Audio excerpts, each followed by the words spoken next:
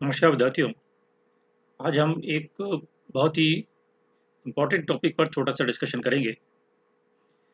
Theory के कुछ topics के ऊपर अपन चर्चा कर चुके हैं और आज का ये विषय विशेष रूप से आपकी प्रैक्टिकल की क्लास से रिलेटेड है। 12th में कुछ एक्सपेरिमेंट्स आप लोगों ने केमिस्ट्री के किए होंगे, जहाँ बेसिक और एसिड रेडिकल्स के बारे में कुछ पढ़ा होगा और उनके टेस्ट भी शायद करने को आपको मिले होंगे। वो जो रेडिकल्स हैं, आप जानते हैं दो तरीके के हैं, बेसिक और एसिडिक, या जिनको कि हम कैटाइंस और एनाइंस भी बोलते हैं।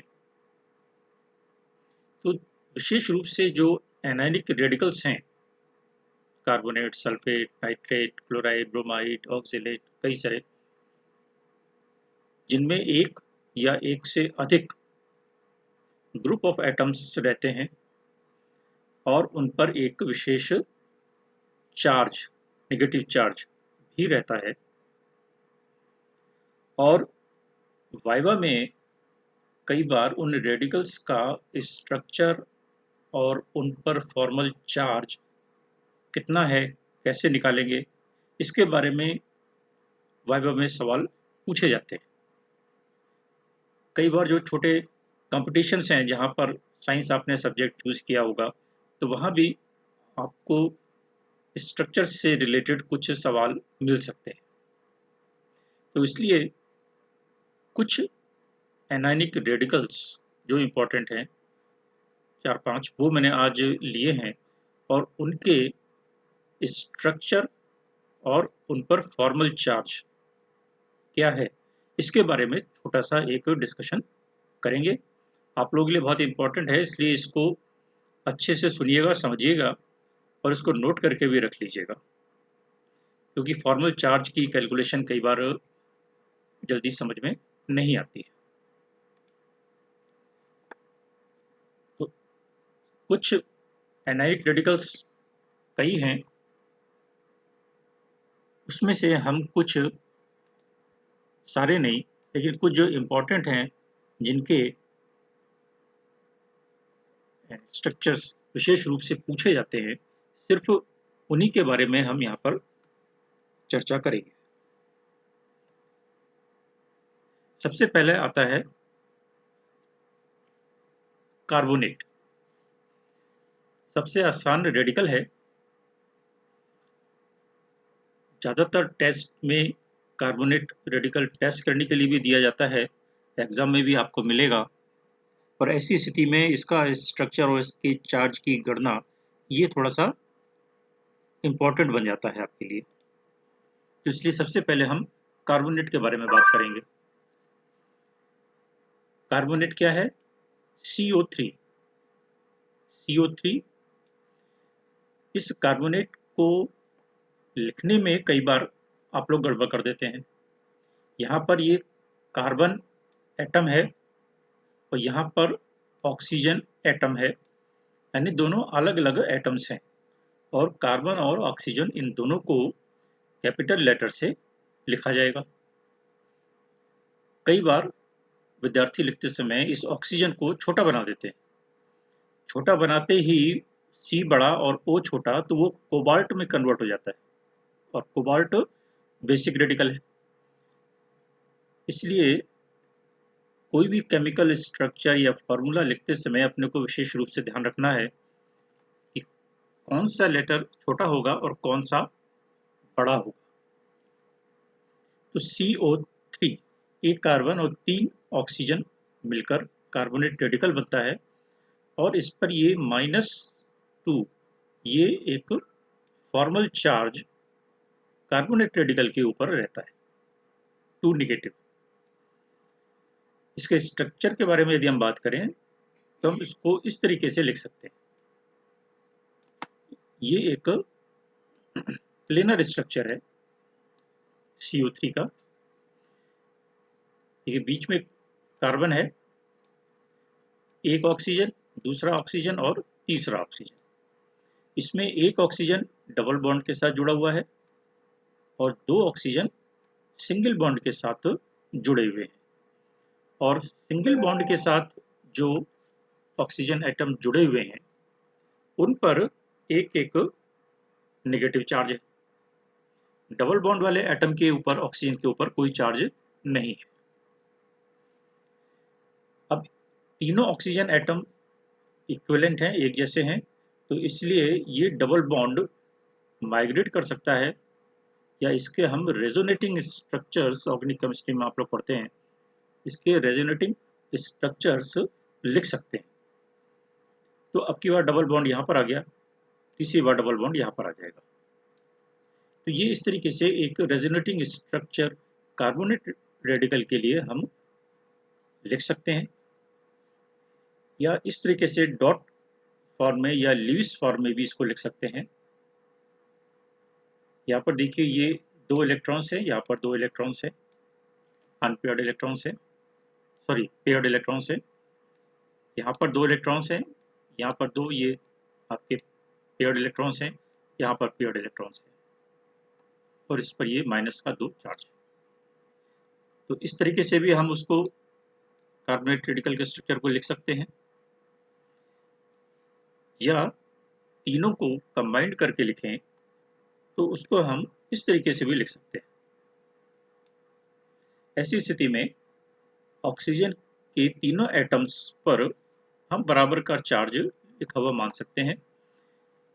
3 कार्बन के एटम्स हैं, 2 नेगेटिव चार्ज है, तो एक पर -2/3 चार्ज होगा, इस पे भी -2/3 चार्ज होगा, और इस पे भी -2/3 चार्ज होगा, तो टोटल माइनस का 2 चार्ज हो गया।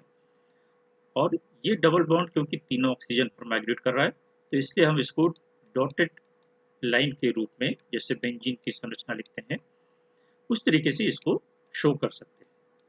तो किसी भी तरीके से हम इस कार्बोनेट के स्ट्रक्चर को लिख सकते हैं। अब सबसे इंपॉर्टेंट बात आती है, कार्बोनेट के ऊपर जो माइनस के 2 चार्ज हैं, इसकी कैलकुलेशन, जिसे हम फॉर्मल चार्ज कहते हैं। तो कार्बोनेट के ऊपर -2 चार्ज किस तरीके से आएगा, उसके लिए एक सिंपल सी कैलकुलेशन है।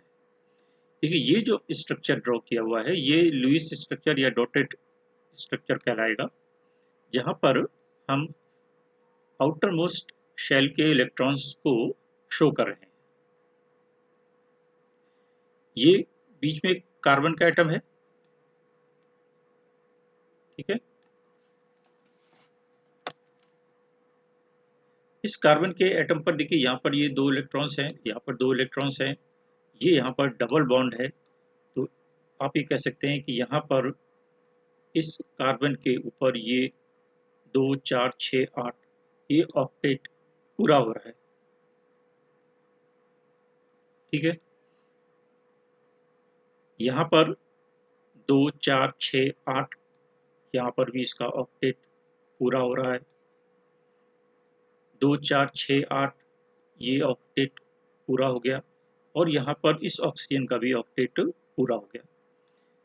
तो एलिमेंट्स या एटम्स कंबाइंड होते हैं अपने ऑक्टेट को पूरा करने के लिए। तो यहाँ पर सबके ऑक्टेट पूरे हो रहे हैं। अब बात आती है कि इसमें फॉर्मल चार्ज की कैलकुलेशन किस तरीके से करेंगे। तो ये हमारी फॉर्मल चार्ज की कैलकुलेशन के लिए एक इक्वेशन है कि फॉर्मल चार्ज बराबर वैलेंस इलेक्ट्रॉन्स और minus bonding electrons divided by 2।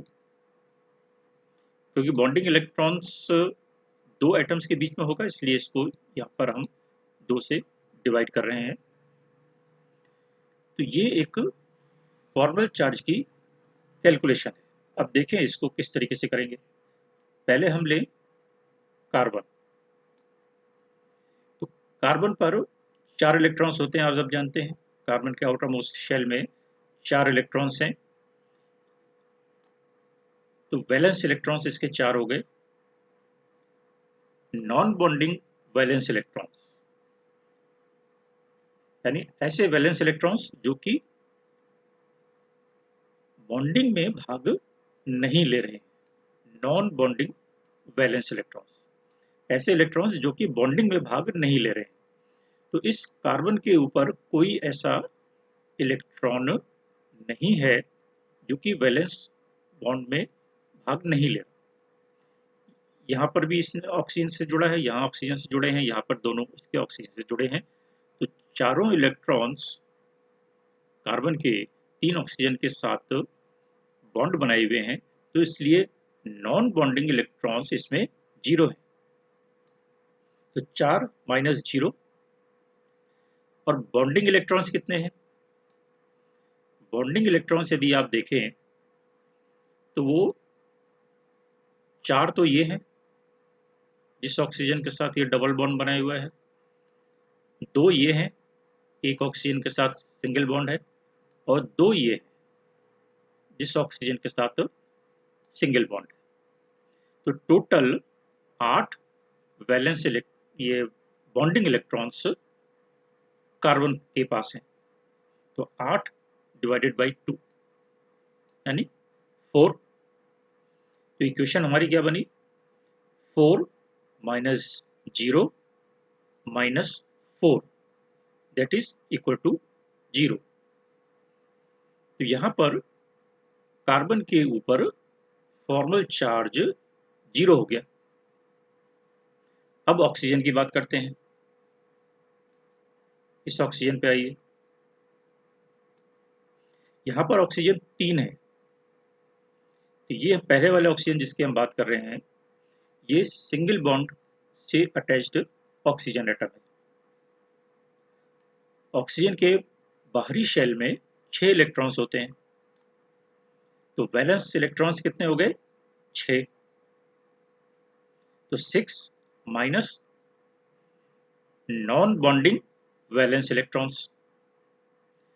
अब ये वाला जो ऑक्सीजन का एटम है जो कि कार्बन के साथ सिंगल बॉन्ड से अटैच्ड है, इस पर आप देखें तो 2 इलेक्ट्रॉन्स तो ये, 2 इलेक्ट्रॉन्स ये, और 2 इलेक्ट्रॉन्स ये, यानी टोटल 6 इलेक्ट्रॉन्स इसके नॉन बॉन्डिंग हैं।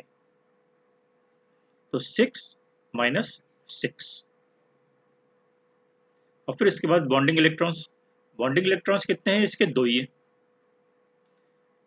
तो 2 डिवाइडेड बाई 2 दैट इज 1। ठीक है, ये 1 हो गया। तो आपके पास क्या रिलेशन आया? 6 माइनस 6 माइनस 1। तो 6 माइनस 6 इक्वल टू 0 और माइनस 1 इक्वल टू माइनस 1। इसका मतलब इस ऑक्सीजन के ऊपर जो कि कार्बन के साथ सिंगल बॉन्ड से अटैच्ड है, उस पर माइनस के 1 चार्ज है। इसी तरीके से इस ऑक्सीजन एटम को, ये दूसरा वाला ऑक्सीजन एटम है जो कि सिंगल बॉन्ड से डायरेक्टली अटैच्ड है, तो यहाँ भी वही कैलकुलेशन आएगी। देखिए 2 2 4 और 2 6, 6 इसके नॉन बॉन्डिंग इलेक्ट्रॉन्स हैं, 6 वैलेंस इलेक्ट्रॉन्स हैं। तो 6 माइनस 6 और 2 माइनस 2, यानी यही वाली इक्वेशन एक तरीके से रिपीट होगी। और दूसरे वाले कार्बन से अटैच्ड जो ऑक्सीजन एटम है सिंगल बॉन्ड से अटैच्ड, उस पर भी माइनस का 1 फॉर्मल चार्ज कैलकुलेट होगा। अब डबल बॉन्ड के साथ ये इसके साथ है। ठीक है? अब डबल बॉन्ड के साथ जो ऑक्सीजन एटम अटैच्ड है, यानी ये वाला, इसको यदि हम देखें, ये डबल बॉन्ड के साथ अटैच्ड है, तो वैलेंस इलेक्ट्रॉन्स तो 6 ही हैं। नॉन बॉन्डिंग इलेक्ट्रॉन्स कितने हैं इसमें? 4। अब देखिए 2 ये और 2 ये 4 इलेक्ट्रॉन्स बॉन्डिंग में पार्टिसिपेट नहीं कर रहे हैं, तो ये नॉन बॉन्डिंग इलेक्ट्रॉन्स हो गए। और बॉन्डिंग इलेक्ट्रॉन्स कितने हो गए? 4, यानी 4 divided by 2, 4 divided by 2 equal to 2। Equation क्या बन गई? 6 minus 4 minus 2 that is 6 minus 6 equal to 0। यानी वो ऑक्सीजन एटम जो कि कार्बन के साथ डबल बॉन्ड से अटैच्ड है, उस पर फॉर्मल चार्ज 0 हो गया। तो यहाँ पर हमने चारों एटम्स के ऊपर फॉर्मल चार्ज की कैलकुलेशन कर ली।